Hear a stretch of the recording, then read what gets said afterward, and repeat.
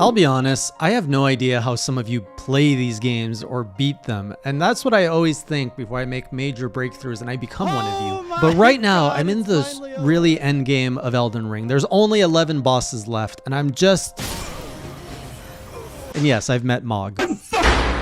Welcome back, Lassie Crew. It's been a while. After the punishment that I've taken from Malenia for a while, I decided I needed a vacation. I left the country for a few weeks, found my center after meditating in the mountains for many weeks, and came back to take on Malenia. Oh, my timing! And then I was like, well, let's see if I can find another boss. And I found Mohg.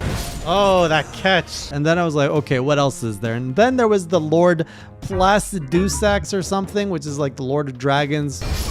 How do you dodge that? So I'm cornered right now between not just a hard place and a wall, I think is what the expression goes. I'm stuck between a Malenia, a Mohg, a Placidusax, and a Godfrey. Now, quick update since the last journal. I did bring my total boss count from 19 to 11, and I am running out of little stragglers to pick off to make me feel good. Out of those stragglers since my last journal, the Knight Cavalry in the Snowfield is dead. The Dual Knights from the Snowfield there's two Knight Cavalries together. They're dead. The Borealis Dragon in the Snowfield is dead. Done. The Ancient Hero of Zamor, also in the Snowfield, is dead. Cool dungeon, by the way. The Deathrite Bird, that thing that kept killing me in the Snowfield, that died. And the Erdtree Avatar, as well as an ulcerated tree. Wait, no, those are different. Erdtree Avatar is the big chunky guy. He died in the Snowfield. The ulcerated tree spirit is also dead. No! I've completely cleared the Snowfield, leaving me with just the endgame content. So 4 of these I told you are pretty much hard places, leaving me with 7, which are still going to be difficult. I think one of them is that weird like monster from space, Estelle, I think it's called. So anyways, I came back to the Malenia fight fresh, and I have to say, phase 1, I've got it pretty locked down. I'm using my whips, and they're blood whips, and it takes out Malenia pretty good, pretty fast, and I'm quite comfortable. And a lot of times I can actually do it flawlessly, not consistently, but close. Where I'm struggling is phase 2, and one of the kind of discoveries I had is phase 2 is so much faster pace. My whips are not as effective because there's a big like animation windup to hit Malenia, and it's so like the window to punish her in phase 2 is so much shorter. That animation becomes a problem, and I recognized after a while, wait a minute, these whips are great for phase 1, but they're not really good for phase 2.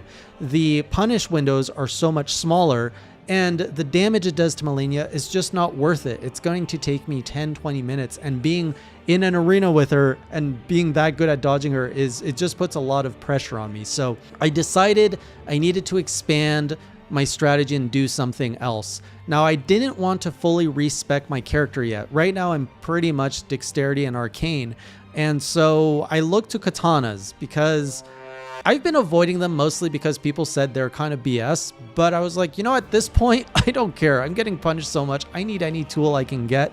And so I reached out. And by the way, for those who may not be aware, my pledge is to kill all the bosses with no summons. So the summon route is not available to me. So I took out 2 katanas. I eventually went with the Uchigatana, I think it's how you pronounce it, and the Rivers of Blood. And I know Rivers of Blood is considered like the big hack weapon. I think it's been significantly nerfed. So because I haven't used these katanas in the game so far, like I've used great swords, whips, I'm comfortable with those. I don't know the moveset of katanas. So I tried it with Malenia and I was doing worse naturally. So I left, I'm like, let's go do something else. And I went to Electo, another boss I've been stuck on and that I hate. And I got punished a bit, but I stuck to it, and I eventually learned jumping with the katanas on Electo was quite effective because they are faster, less animation time. And thanks to chat, I learned that how to dodge her BS move where she jumps on you and then just does like all of this damage and kills you. You basically have to remove your lock from her and run away, and it makes it so much easier. So thanks to Electo, I got a little bit better. By the way, Electo is dead, so that's off my list. And I figured, let's go see what this Mohg's about. So I was guided to the portal, which took me to this new underworld map. And that was a good like little area with mobs that give a lot of runes. It was great to try out the swords, and I did for the most part until these mobs started ganking me, and I was like, Holy frick, man. made it to Mohg. And Mohg does not look like a boss that should be hard. He's slower than Malenia. He's like slow. He's a big target. His tails are big, like you can really see him coming. But for some reason, I don't know if it's because I got configured to like Malenia's speed, I kept rolling just before he would throw down his axe or whatever it is. And I kept getting caught by his stupid big rolls because he held it up just long enough. And I was so used to a faster paced fight, I kept getting hit by this thing. And it was so frustrating. But I did get a little bit better, but still he's hitting me a lot. It's a super messy fight. If he's not hitting you, he's throwing fire, he's throwing spit, and then there's fire from the spit, and then you're bleeding and there's blood everywhere. It's such a like visually unpleasant fight because there's constant pain on the ground, constant pain around him. It's just everywhere. I've tried switching between the whips and the katanas on him. I do think the katanas are better for me. I got him down to half health, and then he pulls out this huge BS where he surrounds with these rings of blood, and then he's like, nihil, whatever that means, and he pulls all the blood out of you, and he heals himself. So that's basically like 3 potions. That's some like Eschaton Judgment business for all my Monster Hunter viewers there. It's just so I'm like, well, I waste 3 potions making it through this. There's got to be a way around it. Some people have suggested that there's an item somewhere like shackles somewhere, and that there's a tier somewhere that can really help me with this fight. They didn't want to tell me what it's about. If I get so frustrated, I'm eventually going to look it up because it sounds like there's some hacks to get through this fight. So that one I'm going to come back to. I was basically unable to. I would love to try this fight with my great swords, but the thing is, I don't want to respec right now just to do great swords.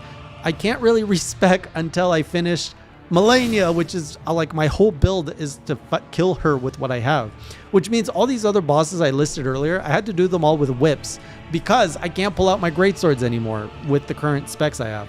So I decided, or I was guided to go see the Lord of Dragons to see what that was about. I only tried him once, and I was super tired and super demoralized. I got him to half health. He's pretty impressive. I feel if I went in a little bit more fresh, I could probably take him on.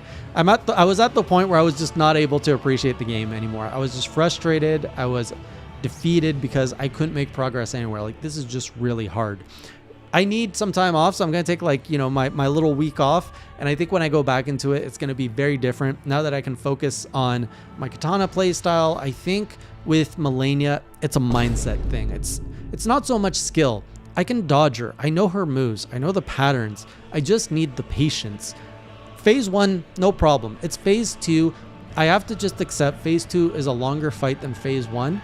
And I just have to get used to dodging more, being patient, and punishing her in very specific moments. And I've studied a few other videos of the fight and how people do it.